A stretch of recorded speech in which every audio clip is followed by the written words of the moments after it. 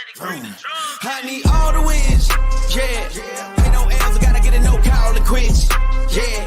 Gotta keep on moving no matter how hard it gets, yeah. Better move out the way, cause I'm coming with harder hits. My head is as hard as a brick, but I'm harder than all of this. You better move, you might get knocked out, knocked out. You better move, you might get knocked out, knocked out. You better move, you might get knocked out, knocked out. You better move, you might get knocked out, knocked out. My heart on my sleeve, stress, shield my greed. That's how I get it, success ain't no giving. Some days I don't eat, I don't sleep. When I'm focused, I'm dangerous, down, wonder when I'm anxious. Ain't no limit till I tank, I'm running on fumes. The opposition don't amaze, the roads racing through the pavement. Get your hands out of my bag, I know that's because I've been in it. I don't need to brag, I guess that's what happens when you taking care of your business. But some family, you do the math. I'm out of my pocket, Houston, we got a problem, man. Perfect, let them watch me, elevating, got them nauseous. Cause I'm the pilot in the cockpit, nose diving in the house. And whoo, watch how I get ahead, watch how I get ahead, watch how I get ahead. It's time! Welcome to DFS by the Numbers with your host, Brady. Better move, you might get knocked out, knocked out. You better move, you might get knocked out, knocked out. You better move, you might get knocked out. What is up, everybody? Welcome to DFS by the Numbers and welcome to Best Bet for UFC Vegas 79. We got Rafael Fiziev taking on Mateusz Gamrot. We have an 11-fight card here. We have a card that is ending a 17-week stretch. And yeah, it looks like we're getting down towards the end of the competition. We have some guys on the show with 9 cards, 8 cards, 7 cards. I think Gordo's 7 cards in, so Gordo does have 2 more cards after this. The results are down in the description. I think Gordo is sitting in 4th right now. So Gordo's in a pretty good spot here with a little bit of shows left to go throughout the year. What is up, Gordo? Are you looking forward to UFC Vegas 79 here? Yeah, looking forward is one way to put it, right? We have fights on the list. I'm looking forward to breaking it down with you at least and hopefully making some money off of it. But I'd be lying if I said that I was more hyped for some of these fights than that intro made me, man. It seems to be an interesting card nonetheless, one that, you know, you can have your mixed opinions about it, but we're going to try our best to salvage some bets on this one. And I hope they come through for me. Yes, sir. Yeah, like I said, you're sitting pretty good there in 4th place there. Lou's sitting up top in 1st place. He has a pretty good lead on everybody, but there's some time to change that. So also in the description, you will find down Gordo's YouTube channel. Go check him out. Go subscribe to him. He puts out content week in and week out. And also like the video and subscribe here to the channel. I'll be getting out some Dana White's Contender Series content in the next couple days, and we do have a week off next week, but we'll be back with UFC Vegas 80 in 2 weeks, which, believe it or not, is headlined by Grant Dawson and Bobby Green. So that's what we're going to be coming back to, which is going to be interesting there. But I do want to shout out the chat before we get started. Hopefully everybody's looking forward to Jake Collier, Muhammad Usman fight day. It's certainly the talk of the town. We got DJ, first one in the chat. What is up, DJ? We got Minnie White in the chat, Silky B. We got Frank. We got Clyde. The High Owl. We got my guy Forrest in the chat. What is up, Forrest? Hopefully you're doing well today. Professor Chris in the chat as well. Who else we got? We got MMA Goulash in here. We got Bill in here. We got Sean V in the chat as always. AKM. We got Kid Kick. We got Easy Money in the chat as well. M in the chat. Kristen, what is up, everybody? Please consider hitting that like button. It does help a lot. Riff Raff, I see you as well. Andres, I see you there as well. We got Kicks Good. What is up, everybody? All right. I say we get into it, Gordon. We're going to start with no other than Tamara's Vidal going against Montserrat Rendon. We have Tamara's Vidal. She is sitting at minus 255, and Montserrat Rendon is sitting at plus 215. You get one pass, Gordo. 10 bets, one pass. Are you passing on this fight, or is there something you like here? I don't know if it's something I like per se. So first of all, come on, man. You're getting me on a card like this. Like, what are you making me do? Considering best bets on a fight like this one? Who knows? But no, it is a very low-level affair, one where I am not passing on this one. I do have an angle that I'm trying to my best. And the problem I have with this bout is really just 2 low-level girls going at it who I could see going a multitude of ways. So how can I find the best way to make some money on this one? And it's kind of going in a little bit of a weird direction. In my eyes, when I see this fight going down, I do think Tamara's Vidal has more moment-winning ability. She has more finish equity in this spot. She does have the ability to go out there and land the more powerful shots, has a decent ground game in her own right, but I don't like her minute winning ability. I don't like her volume that she throws. I don't like her consistency, and I don't like the way she can be hit as well. She's going to be the more explosive fighter in my eyes here, but not necessarily the best minute winner against much of this division. I don't think that Montserrat Rendon is a killer by any means, but I do like her activity. I do like her aggressiveness, and I do think she could win minutes here. So if I think that Vidal can go out there and win a finish, but she may be sloppy if it goes to the scorecards, let's play a weird market here. Let's take Rendon decision only on DraftKings at plus 165. For me, that's a good way to find some plus money on someone who I think is going to be the better minute winner. And it covers my bases if someone like Vidal goes out there and gets a finish, which I think is like, it's a decent opportunity to happen here. I just think that there's no value in the bone the way the line is there. So instead, I'm going to take this line here, hope for a little bit of an upset with some Rendon activity. And if it finishes out of the distance, I just wipe my hands clean and consider this a pass. Yep, fair enough. I mean, I agree. I don't think Vidal has the best minute winning ability. I mean, every strike that Ramona Pascual landed in her last fight. Like, Vidal literally has a 0% striking defense right now. So, and yeah, I mean, I'm not extremely impressed with really either fighter, but Rendon, she doesn't look terrible. I'm just really not sure what she's doing here. 34 years old at this point. Hasn't really fought anybody. It's a fight that I will be staying away from. But since you're on the show, Gordo, you are forced to you are forced to do it. Let me just say, I don't know if it's my my French making me talk too fast. People don't understand, but I didn't pick Rendon to win this fight. I picked Vidal to win the fight, but I have to go out here and I have to find some value on the way this fight lays, and I don't see any value at Tamires Vidal minus 255. I'm not giving that out as a best bet, so I want to try to find a way to land plus money, and I think right here, considering that I do see Vidal winning inside the distance as a decent opportunity here. If it ends inside the distance, I get my money back. No risk, no reward, right? So what I'm banking on is if this fight does go to the scorecards, who has better optics, who has better minute equity, and I do think that Rendon can win minutes more than plus 165 implies. Yep, I mean, if this show was called Worst Bet, then you could then give out Tamires Vidal minus 255 on the money line. But it is best bet, so we're looking for some good bets here. We got Hamzat saying Vidal second round KO. We got Faultless saying Vidal is a lot better. Over 1.5 rounds is the safest, probably, but it's minus 460. So I don't know how much value you're getting there. Maybe a parlay piece. Rendon is 34 and just started fighting MMA a few years ago. What are we even doing here? I don't know what we're doing here, to be honest, Sean. I really don't. Bro picked Rendon. He picked Vidal. Vidal KO plus 540. I mean, she got a KO her last one, but I think that was her very first KO ever, believe it or not. But yeah, disgusting fight to kick off the card, and I think we should definitely move on to another disgusting fight. We got Mizuki Inoue coming back from a 3-year layoff, taking on Hannah Goldie. We got Mizuki Inoue currently minus 330, Hannah Goldie plus 270. My God. Gordo, what is your best bet for this fight here?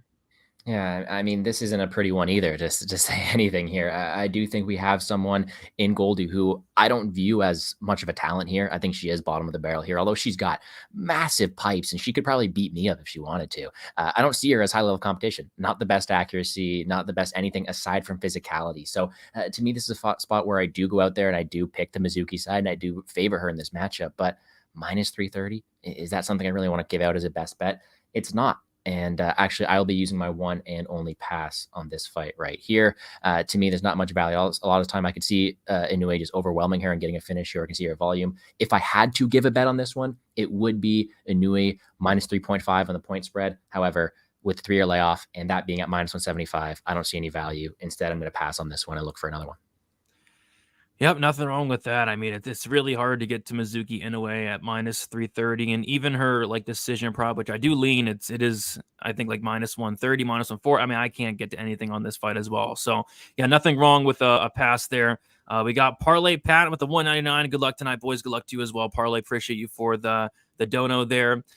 We got Minnie saying a 3-year layoff scary. Yeah, it is. I mean, the last time she won a fight was like 4 years ago, and I'm not even convinced she won that fight against Yanan Wu. It was a very, very close fight there.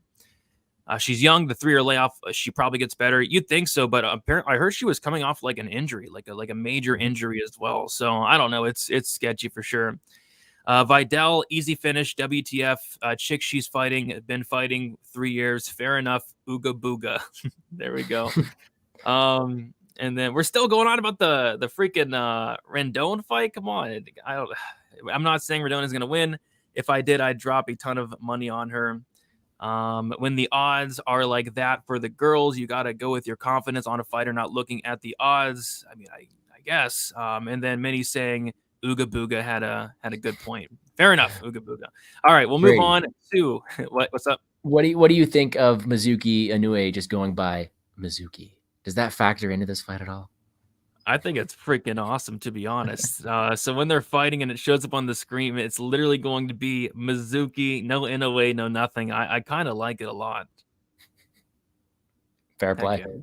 Heck yeah. All right. Moving on, we have the People's Main Event, and Gordo, I am shocked at how many people are betting this fight, and I think you are as well, and how many people are confident on either side. I've heard people say Muhammad Usman is a lock. Muhammad Usman is easy money. Bet the house on Muhammad Usman. Muhammad Usman should be minus 1,000. And on the flip side, I've heard people say that about Collier as well. This is probably one of the most highly debated fights of the year. And to be honest, in my opinion, I think this is one of the worst fights of the year. So, but people are looking forward to it. You know, third fight on the prelims. A lot of people are very, very heavily invested in this one. And Gordo, I believe you are as well. What is your best bet for this mess? Heavily invested is a tough way to put it, man. I do have a bet on this one. I locked it in earlier in the week, and I'm ashamed of myself for doing so. But we're here, coffee in hand. Let's figure out how we can target this fight, because if you're looking out there and you're looking for the word lock, it doesn't exist in this one. Like this fight, bottom of the barrel, there is no lock here. It is going to be a sloppy fight with a lot of variance. But if I have to look into something, if I have to look not only into the metrics here, but look into a previous level of competition and go out there and I have to pick a winner, I hate to say it, I'm going with Jake Collier. And I know, such an ugly thing to say, but we have to look at what we have here in this matchup. And Muhammad Usman, although he does have power, although he has some decent wrestling chops, the guy is still very raw in very raw in MMA and still a very raw mixed martial arts in general, right? He only averages 0.92 strikes landed per minute at a 27% accuracy. That's not something you want to see. A lot of volume. He's absorbing 2.62 per minute. He's not necessarily being the best minute winner. Yes, he's got power. He can put anybody's lights out, but is that enough to make him the favorite? I don't think so. Aside from that, he does have that grappling in his back pocket, and I will give him credit for that because he did use it in his last bout, but this guy's not a primary grappler. I mean, he had 2 fights on The Ultimate Fighter against very low level of competition. He took them both to a decision in a very ugly split decision at that against Perez and against Stipe there as well. He's not a primary wrestler in my opinion, and although he does have that in his back pocket, I don't think he necessarily has the best overall finish game from that top position, also being a lighter fighter as well. So although I think that's a possibility, and I do say if you're going out there and you think Usman has the ability to grapple for 15 minutes and beat Collier there, go for it. Pick him. But is that enough to make him over 55% implied here? Like, I can't pick Usman to win this fight 55% or more of the time. So I'm taking a shot on Collier. I got in on him at plus 125. That line's not there anymore. So let's take what's the best available.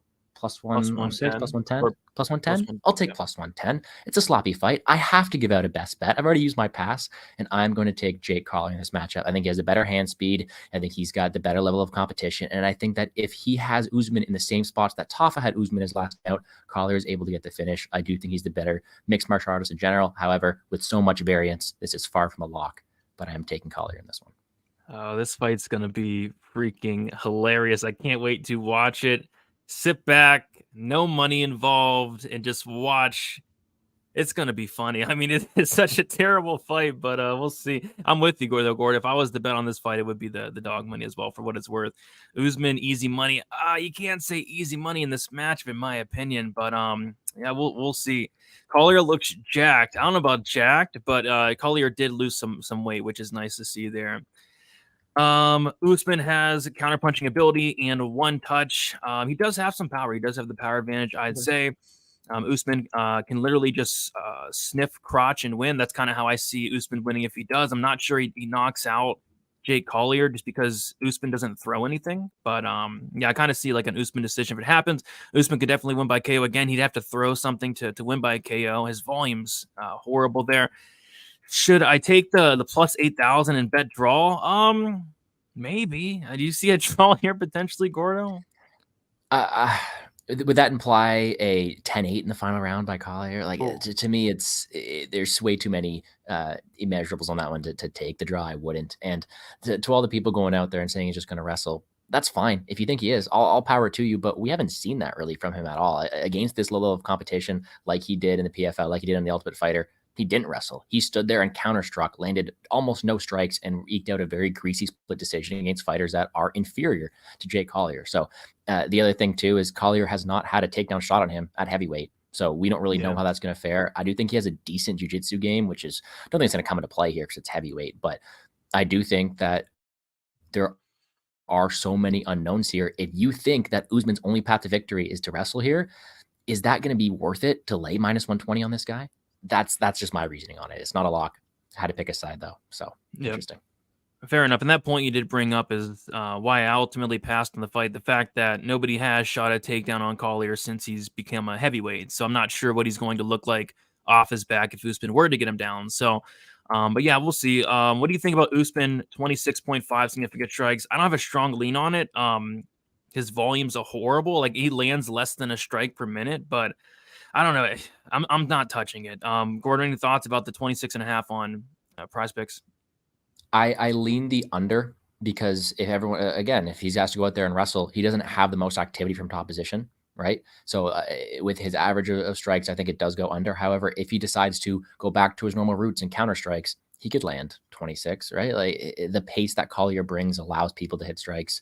It doesn't really seem like the best market to go on for the over or under 26.5, but I would lean towards the under. Last thing I want to say about this fight, because man, it's given me some hard issues talking about this low-level fight. He wrestled Tafa. Yes, he was able to wrestle a guy with 4 fights at the time and was hanging on for dear life against a guy in Tafa who couldn't capitalize from the situations. I think Collier will be able to capitalize on the situations. We'll have only one way to see, and I can't wait to see such a low-level fight. If Usman wins, I would not be surprised. However, I don't think it happens more than the line entails. Yes, sir. Collier by sub. What kind of sub? Like a meatball sub? I don't know if he's subbing anybody. Collier did look good on the scale. I was kind of impressed, but Usman for me. And can Jake stuff take down? That's the big question. We haven't seen it at heavyweight. We have not really seen it much. Usman by decision plus 230. That's where I'm going. Good discussion here. Very helpful. Appreciate you, Minnie. But we can definitely move on to the next fight. We have the biggest favorite on the card here, Jacob Malkoon taking on Cody Brundage. We got Jacob Malkoon minus 600 going against Cody Brundage plus 425. I actually have 3 bets on this fight, Gordo. I'll touch on them after you give your best bet, and I'm curious to hear your thoughts on them. But what are you liking from a best bet perspective here? Interesting. I'm excited to hear what your 3 bets are on there. I do myself have a bet on this one. It was the first bet I played all week, and I did it. I placed the bet live while I was filming my own breakdown this week, and it's not because of Jacob Malkoon. It's just because there was plus money on a fight doesn't go in a Cody Brundage fight. And that's what I took in this matchup here. I do think I'm going to take the fight as go to decision. And I know there's a lot of issues around that, considering we do have ourselves a decision machine in Jacob Malkoon. So I understand the fear. I understand why the line opened up as it is. For the record, fight doesn't go decision on best available looks like minus 120, minus 130. I'm okay with any of those here. This fight to me seems like one where we do have a complete clash of styles. We have a Cody Brundage who is a killer to be killed, all gas, no brakes guy in that very first round. He'll jump guillotine 14 times. He'll throw with fighting intention versus a guy, Jacob Malkoon, who, although I'm not the biggest fan of his style, is a very active wrestler, has landed over 6 takedowns in his bout so far, and also has the ability to be a very smart fighter. I like his fight IQ. He knows what he has to do to win these fights. And a lot of time it is to wrestle for 15 minutes. Now, the problem with wrestling for 15 minutes here is we have a guy in Brundage who is taking this on relatively shorter notice, and he's a guy who doesn't necessarily go to decision. I mean, this guy has been finished in a lot of his losses so far in the UFC, and the last one where he went to decision against Cedric Dumas was against a guy in Dumas who just didn't even strike from back position. He could have finished that fight 100 times, and he decided not to. So the way I see this fight going is pretty simple. Cody Brundage has a 5-minute window to win this fight. He could do it by landing a power punch the same way Phil Hawes did to Jacob Malkoon. We don't know about Malkoon's durability. It could be in question. Who don't know? But if he doesn't get that early finish, he's going to be drowned. Malkoon's going to take him down repetitively, continue to threaten horrible positions, and look for a finish here. And although that there is always a threat of Malkoon winning a decision, I don't think that this line should be as short as it is. When it opened up at plus 105, that to me seemed like a bit of a misprice. I think even at this line here, this should be a bit more juice towards the under, just because of the style that Brundage brings, which is killer to be killed early on. So give me the under here. Malkoon should be able to find a finish late if he survives the early onslaught from Cody Brundage. Yeah, I mean, we're seeing the fight the exact same way there because I took a shot on Brundage round 1.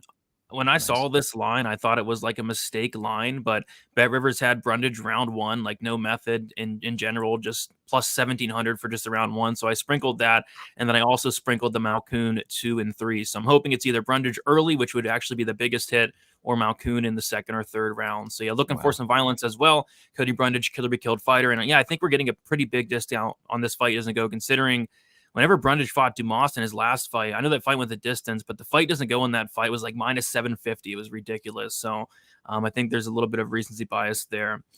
And yes, Gordo was speaking my language there. Malkoon minus 500 is crazy. Yeah, it is kind of crazy. I think Cody's going to have some opportunities early, but I think it's got to be early there.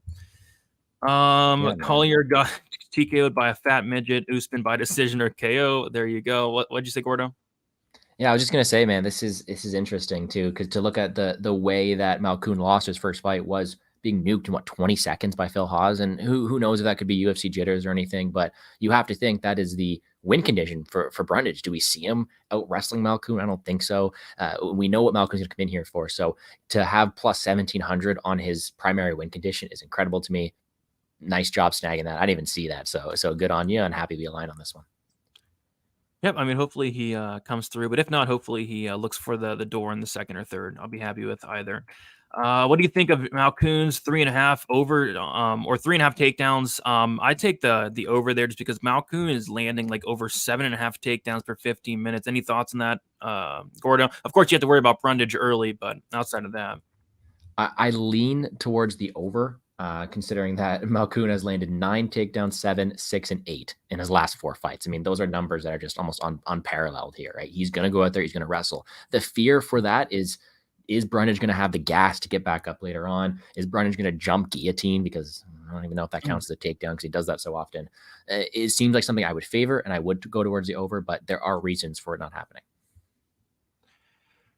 Yep, and what are the locks, fellas? No locks for me, especially on this card. But maybe in the future there'll be one. All right, we'll move on to the next fight. We got Andre Fialho going against Tim Means, what seems to be on paper the most violent fight on the card, a fight that I'm really looking forward to. We got Andre Fialho minus 175, Tim Means plus 150. Tim Means seems to be a very popular underdog this week. Gordo, what is your best bet for this fight here? Yeah, man, it's a fun one, especially being someone who is a primary DraftKings player. I love this fight, man. Come on. You have 2 guys who are expected to finish inside the distance, one that should be a very violent affair, and one that should be pretty simple, right? Fialho's a guy who typically has been early KO or bust, and he gets a guy in front of him who is 39 years old, who has been club and subbed, who has lost fights before. It seems like on paper, Fialho has an opportunity to get that early finish, right? The problem is, this guy's crumbled, man. He's been knocked out in his last 3. After that first round, he seems to fade. And although Tim Means is losing, he's losing to this better level of competition. So I do think it's going to be either Fialho early or Means late as the fight goes on, because I still think Dirty Bird has pressure, has ability to stay in this fight, and has that dog in him to go out there and have some success. With that being said, though, I'm going towards the prop market on this one, and this is actually my most juiced prop of the week, and that's because I just couldn't go out there with much conviction and pick anything other than this. I'm taking the fight ends by KO, minus 170. It's not pretty. It's not going to get you the most money back, but I do think this happens more than that until I do think this fight ends inside the distance, and considering we do have minus 250, minus 225 fight ending inside the distance, minus 170 on the KO is the way I'm going in there. I do think someone is going to get their lights shut out here, whether it be Fialho early taking advantage of the age difference here with Means, or Means teaching him a vet lesson and sending Fialho to his 4th straight consecutive KO loss. I think it happens one or the other. Yep, I like it. Fight ends KO minus 170. I think it's a good look, good way to get that fight doesn't go to decision down. I looked at that one myself. I was hoping they would kind of screw it up just because Means has been getting subbed lately, but they know that Andre Fialho is not really subbing anybody there. So I like it. Let's see here. We got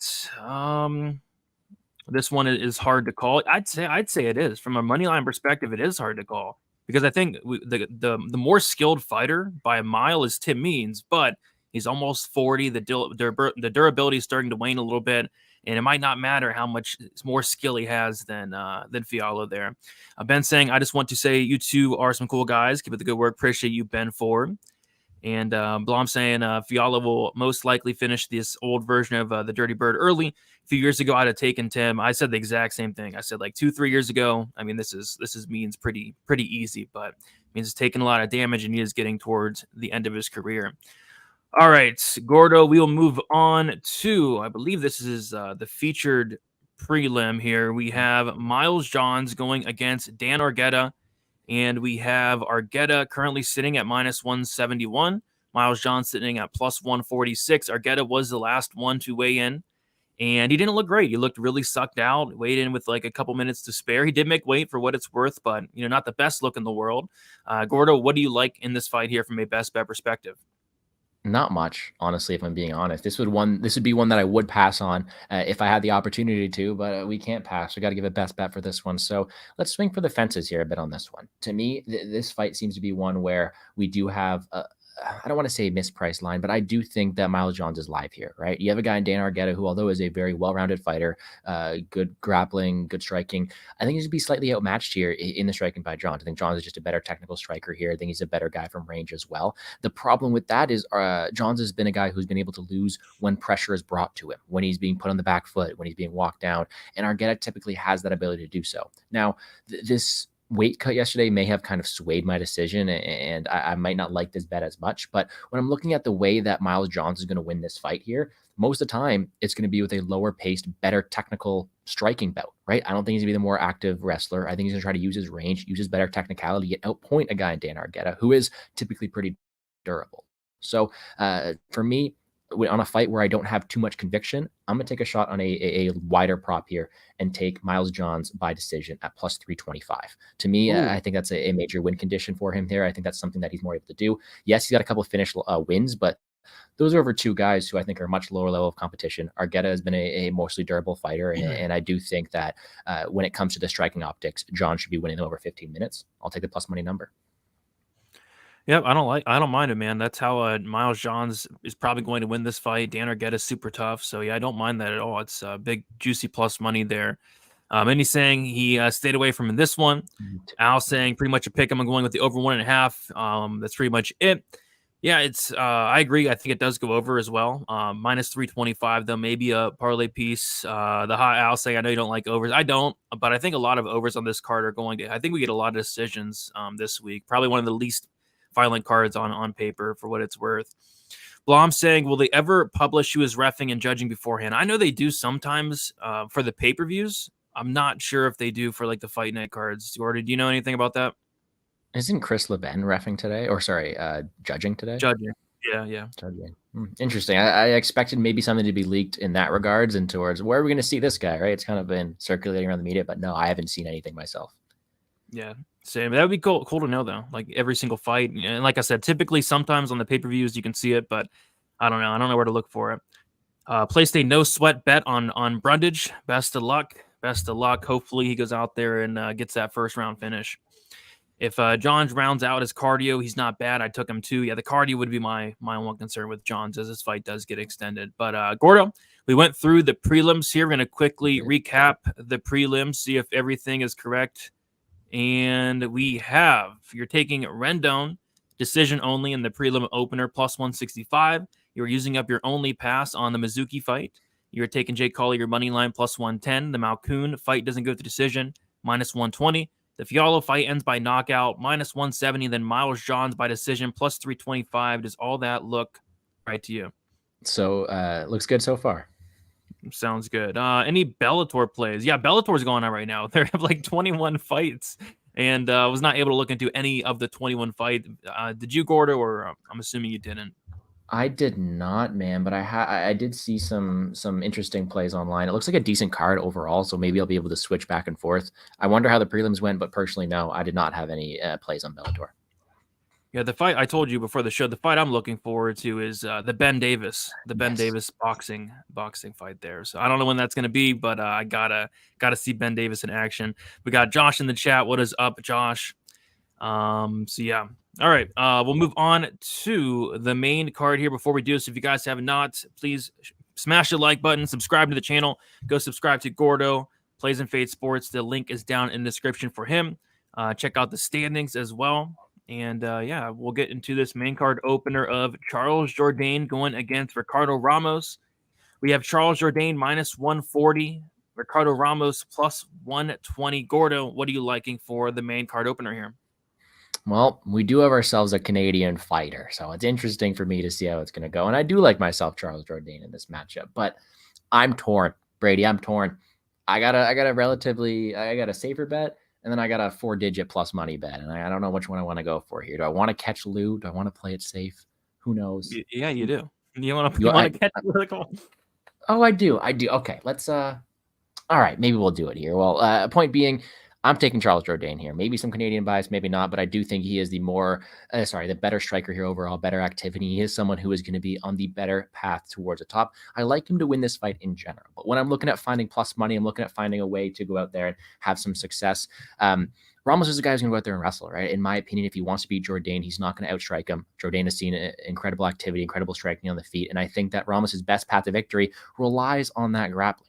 100% of a possibility for him to go out there and wrestle him. He landed 8 takedowns against Bill Algeo. I think that's a possibility. However, in doing so, we already know that Ramos's cardio isn't the best. And we know that Jourdain's has decent cardio. We know he has decent volume, decent ability to do pressure down the stretch. And I do think he's going to have better finish equity later on. So my big plus money play of the day is going to be Charles Jourdain around 3 plus 1,000. That is going to be something I'm going to go look towards now. Jourdain to me is a guy who, if he goes out there and if he does get grappled early on, he's going to have that mentality in him that he wants to finish that fight. He 10-8'd Shane Burgos in my eyes in that fight there in that third round. We know he has the cardio. We know he's the activity. And if Ramos goes out there, shoots takedowns early, he's either going to tire himself out or force Jourdain to go all or nothing in that third round. So I do like that plus money. I do think it happens more than that plus 1,000 entails. Of course, if you want to be safer, I think Jourdain wins this fight in general. However, we got to catch Lou Betya some way. So give me that big plus money play. Yeah, it's funny. My prediction is actually Charles Jourdain round 3, so maybe we can both be right there. And I am watching the highlights of the Ben Davis fight right now. How long did he last? He lasted, let's see, almost the first round. There was, oh gosh, oh no, was it bad? Oh gosh, oh my, oh boy. No, it was a body shot. I think. Yeah. He lasted almost the first round. Well done, Ben. But yeah, it was a body shot that put him down there. But yeah, I'm with you. Yeah, so it was a good effort for sure. I'm on that round 3, Jourdain. I mean, death taxes and Charles Jourdain round 3. The guy's a freaking animal in that round 3 there. I mean, he's on the round 3 as well. Got him in some parlays, and yeah, Ben did get knocked out there. He was a plus 900 underdog as well, I saw. We got Blom saying I was kind of low on Jourdain. Lots of love for him from everyone recently. I'm reluctant, even with my Canadian bias. I think he gets robbed, to be honest. They love robbing Canadians on the cards. Dawodu, Jazz, etc. Any thoughts on that, Gordo? Yeah, man, it hasn't always been the best time for Canadian mixed martial arts fans. Trust me, take it from me here. Usually it's pretty good to go against them in much of these spots, but I do think he has success here. We just saw Kyle Nelson go out there, win one on the card, so who knows? No, I think Jourdain fights at a style where he doesn't always... He'll separate himself in this match is what I'm trying to say. To me, the fear is Ramos going out there and grappling. And I think if you do so, it's going to look pretty evident. But in grappling, Ramos also allows Jourdain to have a cardio edge in round 3, tire himself out quicker. So all of this could play into that Jourdain round 3's hands. Yep, fair enough. Twizzy going with the decision there, but we'll move on to the next fight. We have Bryan Battle going against AJ Fletcher here. We got Bryan Battle minus 180. AJ Fletcher sitting at plus 155. Gordo, what is your best bet for this fight here? Another fight where I don't want too much action on, man. I'll be honest. If I had another pass, I'd take one here, but we got to play something. And there are a couple things I'm liking here. First of all, let me say this fight's a fun one. Of course, the immeasurables advantage on Bryan Battle, incredible reach, incredible ability to win this fight. And I'm picking him to win this fight overall. When I'm looking at the way the fight plays out, AJ Fletcher starts shot out of a cannon, man. He goes out there. He's going to have the ability to land some takedowns. He's going to have the ability to go out there and win some optics that way. He just does everything with fight any intention, which looks good optics-wise. I think as the fight goes on, Battle's able to get his reads and take over, but I'm going to take Fletcher plus 3.5, minus 120. To me, if I had to play this fight anyway, it's going to be banking on Fletcher having some early success and then Battle taking over down the stretch, which is my personal read on this fight. I don't want to pick against Battle because I do think he has the ability to take over, winning and striking exchanges down the stretch. But considering how durable Fletcher has been, how explosive he is in that first round, I do think he has the opportunities to win this fight in the first round, potentially steal a second round before losing this fight in the cards. And I'll take my plus 3.5 at these odds here. What were the odds on that, by the way? It was minus 120 on DraftKings about an hour ago. Minus 120, got it. Yeah, I mean, I'm seeing the fight pretty much the exact same way, other than I think Battle's, going to be live for a late finish. But I agree. I think AJ Fletcher wins this first round at a very high clip. I think he's going to be able to take Bryan Battle down with little to no resistance. The problem with Fletcher, of course, and is why I would not, bet him in this fight, is the cardio. He does slow down as the fight goes on. But if he is able to hold him there for 3 rounds, I think you hit that plus 3.5 pretty easy there. Loma saying a Battle all day. Battle by KO, easy money. We shall see. And let's see. Battle second round sub, actually first round sub. I don't know. I think a Battle does finish. It might be in the later rounds. It's going to be hard to finish Fletcher in general, but especially early there. Fletcher has been training in Denver. That is true. So I would expect his cardio to be improved. I mean, it couldn't get any worse. So I could definitely see that. But I heard that as well. Do you think PFL or Bellator is better? They're about the same. From any thoughts? I don't know what it is, man. The PFL has done a decent job of snagging up some old UFC fighters, so I think sometimes it makes it more exciting to watch. But both of them are a tier below in my eyes, but it fights nonetheless. Yep, fights nonetheless as well. All right, and could be fight. This could be fight of the night. Potentially could. I think that Jourdain fight could be fight of the night as well. And Hi Al believes in Bryan Battle. We shall see. All right, we'll keep moving on. We have 3 fights left. We have Marina Rodriguez going against Michelle Waterson. We got Rodriguez minus 305, Michelle Waterson plus 255. I think there's a pretty obvious play in this fight. It's not great odds, but I'm curious if you're going to go with that, Gordo, if you found something else here. What's the obvious play? I was thinking Rodriguez by decision. Yeah, Rodriguez by decision, minus 160, right? I think that's the best available right now. Yeah, that's probably. I saw like a minus 180, so minus 155, actually. There you go. All right. Well, man, personally, this isn't a fight we necessarily have to see again, right? We have a fight we've already seen Rodriguez be able to win by decision. She's coming in here back against the wall. I do think she has a better striking optics to win this bout here. Now, being a 3-round affair, the question here could be, could Waterson Gomez steal a round? Potentially. But I do think overall, over 15 minutes, the person with the better range, the better kickboxing technicality, and the better optics is Marina Rodriguez, and she should win another decision here. Is there a path to victory for Waterson Gomez? Of course there is. The karate hottie has an ability to get it done. However, not the largest percentage outcome, in my opinion. I do think the most likely outcome here is a Rodriguez decision. It's not the prettiest play. But again, when I'm forced to make a best bet there, that is my most likely outcome. Yep, I think that is the most likely outcome of the fight. What about Muhammad Usman? What about him? I mean, like I said, this guy, Muhammad Usman, is the talk of the town this week. So we shall see. High stakes rematch. Yeah, very, very high stakes. It is a rematch of the century. Rodriguez round 2. I really struggle to kind of see a finish in this match. But if there was a finish, it's obviously going to be on the Rodriguez side there. This is probably the closest thing to a lock on the card. Maybe. I kind of feel okay about it, but you never know. Usman is very popular, for sure. Very, very popular. Something funky is going to happen, potentially. You never know. These girls, last fight was a war no. Am I remembering that right? Not really. I mean, Rodriguez had a ton of success. They struck for the first couple rounds, and then Waterson did get her down like the 4th or 5th, but it was a clear Rodriguez win there. Not I wouldn't say a war. It wasn't the most exciting fight in the world, but yeah, I'm not sure what they're doing here with this rematch, but it is what it is. All right, we'll move on to the co-main event. We got Bryce Mitchell taking on Danny Ige, another very highly debated fight within the community. We got Bryce Mitchell minus 200, Dan Ige plus 170. Gordo, which side are you on here? Do you believe in gravity? Yeah, I do, actually. Do you believe we've evolved from? No, okay. What's going on with that Bryce Mitchell I interview, don't man? know. Shouldn't he be focusing on the fight? What are your thoughts on that? Wait. Does Bryce Mitchell not believe in gravity? Did you Is not that see what that clip?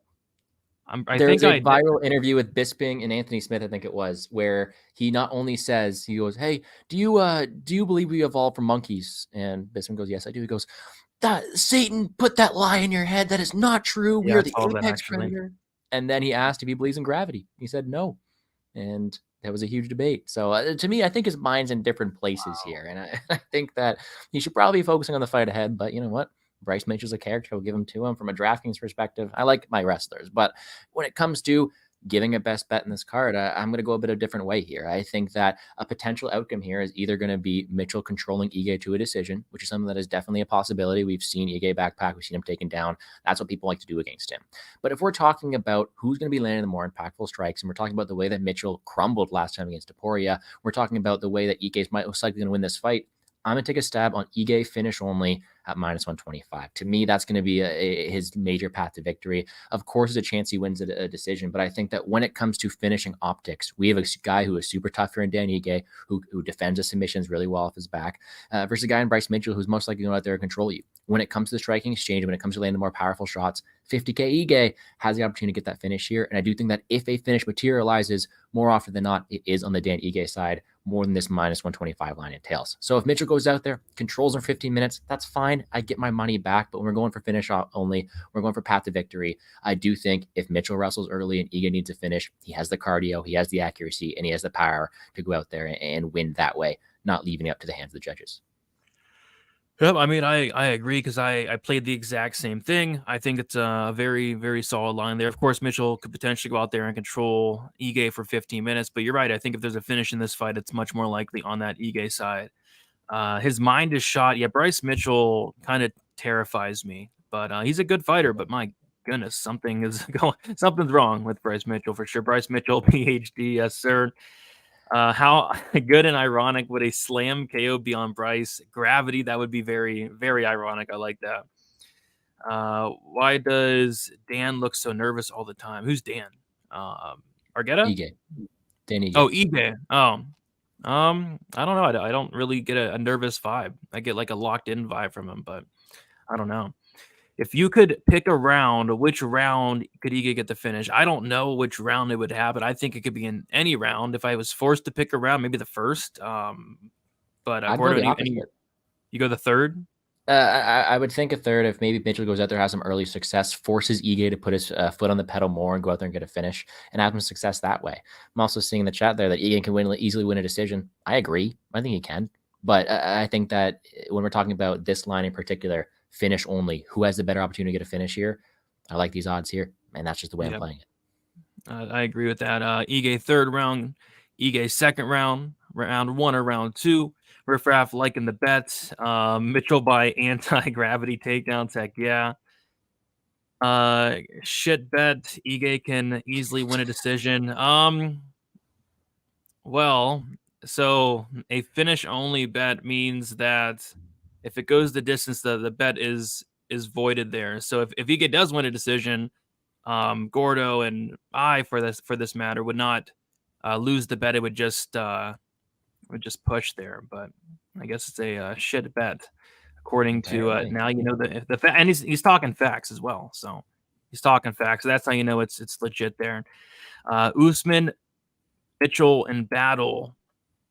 I don't know about that. Draw perhaps. Maybe 6,500. Mitchell by UD could happen there. I do think Ige clips him though. That's kind of where I'm leaning. And the high saying he's been talking a lot about how he's been going to therapy and working on his upstairs part a lot. He's been talking about a lot of things. It's kind of freaking me out, but we'll see what happens here. All right, moving on to the main event. We have Rafael Fiziev going against Mateusz Gamrot. Looks like some money as of late has came in on Gamrot here. So Gamrot's currently sitting at +120. Rafael Fiziev sitting at -140. When I looked at the odds last night, it was like Fiziev -155. But yeah, late money coming in on Gamrot. Gordo, what are you liking for this main event here? Yeah, of course I cannot pass on this one, but I do think it's a very, very close fight. And when I'm looking at it from a DraftKings perspective, I'm thinking towards, yeah, the upside here lies on Gamrot, right? A guy who's going to have the ability to land takedowns, score higher in that regard. But then I remember to myself, I can think back and I'm talking about betting. So I just have to pick who I think is going to win this matchup here. And in my eyes, it allows me to have a nice shot on Rafael Fiziev here at minus 140. And that's going to be my choice here. Yes, the upside is on Gamrot. He does have the grappling upside. He potentially has a cardio upside. He should have the ability to go out there and have success in that regard. But when I'm seeing this fight play out and I look towards the damage that Gamrot does, it's mostly he's a control guy and he's not landing the more impactful shots. And I do think Fiziev has the ability to land these more impactful shots. And truly, this matchup in the first place is a battle of a guy who averages north of 4.5 takedowns versus a guy with a 90% takedown defense, right? And when that is your best weapon against someone Fiziev has shown that he has the ability to win minutes, win optics, and have success in that regard. And I do think when it comes to me picking a winner, gun to my head, I'm picking Rafael Fiziev here in this matchup. I think it's really, really close. I think you can count on the upside for Gamrot on DraftKings. But from the money line perspective, when I have to pick a best bet, that's me where I'm gonna go. I don't want to touch the prop market because I do think that this fight could go off 25. It could get inside the distance with the power of Fiziev. You never know. But we're looking at the way that Gamrot closes distance with his hands down, with his the way that he was able to do a pressure style approach against Dariush, but also succumb to those counter strikes. We know that Fiziev's going to be prepared for it. I know he's going to have the ability to land more damaging and impactful shots and win the judges' scorecards in my eyes. Give me Fiziev in a very, very close matchup. All right, taking Fiziev minus 140 on the money line. If I was forced to make a bet, I'd be on the same side. I'm not betting on this fight, though. Kind of with Mini here, the main event sketches me out. Yeah, a little bit. I wish it was a 3-round. If it was 3 rounds, I'd really like Fiziev here, but the 5-round aspect of things kind of freaks me out a little bit. Gamrot round 4. I almost want to bet split. Like I could see a split. Like if this goes to 25, there could very well be a split. There's some corrupt scorecards potentially happening. You never know for some of these scorecards lately. I got the over 2.5 to be safe. Yeah, minus 200. That's actually not horrible for an over. Of course, you have to worry about the power of Fiziev early, but I don't hate that. Gamrot has that pillow grounded pound. Yeah, I don't really see a Gamrot finish unless like Fiziev completely gasses out. Kristen's taken the Gamrot by decision. I think it's probably decision either way. Probably. Fiziev very bottom heavy, moves flexibility. He's going to piece up Gamrot on the feet. I don't really think it's that close. And then Mini taking the draw there. Every fight, $1 bet on the draw. Why not? I mean, it could work out, or you could be out $11, but it could work out though. We'll see. And let's see. Gamer is going to be stealing this one. It's gonna be a really fun main event here. But what we're going to do now is we're going to Dawson has a parlay. He took the over 1.5 in the Gamrot fight. That doesn't go the distance in the Means fight and the Malkoon fight at plus 120. You should be getting better odds for that. For those 3, you probably should be getting better odds for that, right? Or you're saying them. Honestly, and Malkoon money line. Yeah. I think he took the Malkoon money line. Yeah, I like that. I like that a lot. All right, so we're going to go to Gordo's place. You're going to quickly go through and make sure everything's correct, and then Gordo, you're going to give your best bet. If you hit your best bet, the odds are going to double. So say, for example, you hit Charles Jourdain round 3. Instead of getting 10 units, you're going to get 20 units there. So you're taking Rendon decision only in the first fight of the night, plus 165. You're passing on the Mizuki Inoue fight.